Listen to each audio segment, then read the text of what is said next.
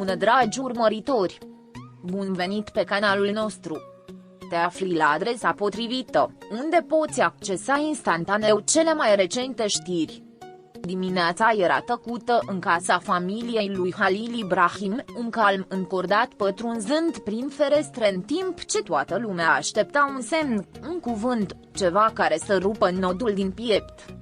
Au fost zile lungi, pline de incertitudine și rugăciuni șoptite printre lacrimi. Nimeni nu a vorbit prea mult, de teamă să nu rupă echilibrul fragil care susținea speranța.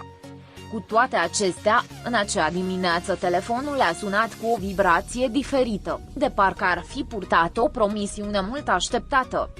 La celălalt capăt al firului, vocea Slatircoglu a adus vești care au schimbat aerul din cameră.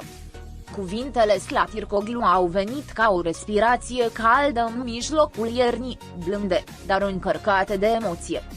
Ea a spus că Halil Ibrahim a dat semne clare de îmbunătățire, că ochii s-au deschis mai larg și că, văzând-o, buzele lui au format un zâmbet timid. Nimeni nu și-a putut reține lacrimile, dar de data aceasta erau diferite, sărate, da, dar pline de ușurare. Mama lui Halil Ibrahim a scăpat cana pe care o ținea, nu din stângăcie, ci din cauza supraîncărcării de bucurie care o copleșise. Tatăl s-a rezemat de perete, închizând ochii de parcă în acel gest ar fi putut să îmbrățișeze vestea bună. Slatircoglu fusese un far în furtună. În cele mai întunecate zile, nu a încetat să însoțească, să pună întrebări, insistând că Halil Ibrahim a ascultat, a simțit și a avut nevoie de dragoste, nu doar de medicamente. Prezența lui fusese mai mult decât un gest de solidaritate, fusese un act de iubire profundă, unul dintre acelea care nu se anunță prin cuvinte, ci se înțeleg într-o tăcere împărtășită. Când a vorbit, până și cei mai sceptici membri ai familiei s-au calmat. Era ceva în vocea lui care spunea, încredere. Se va întoarce. Sora lui Halil Ibrahim, care nu se despărțise de portretul fratelui ei de zile întregi, l-a sărutat cu devotament aproape copilăresc la aflarea veștii. O să fie în regulă, mamă, știam asta, murmură ea între suspine. Atmosfera casei s-a transformat imediat. Acolo unde odinioară fusese tăcere, acum se încrucișau voci, se făceau planuri și se repeta îmbrățișările fără motiv. Frica era încă acolo, desigur, dar nu mai era protagonista. Speranța se întorsese la masă.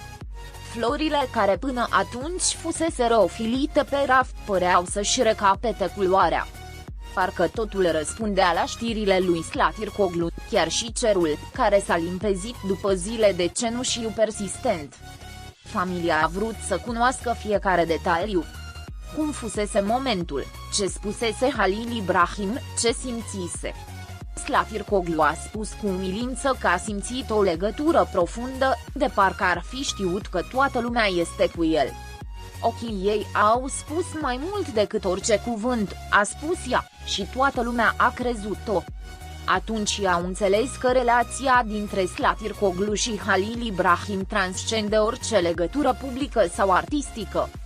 Ea nu a fost doar o actriță, nu a fost doar o prietenă. Era cineva care, în mijlocul haosului, hotărâse să rămână, să reziste și să iubească. Familia i-a mulțumit în tăcere, cu gesturi, cu priviri care spuneau mai mult de 1000 de discursuri.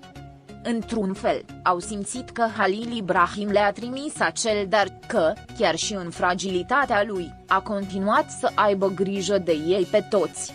În timpul după amiezii, căminul a fost plin de vizite ale celor dragi, ale vecinilor.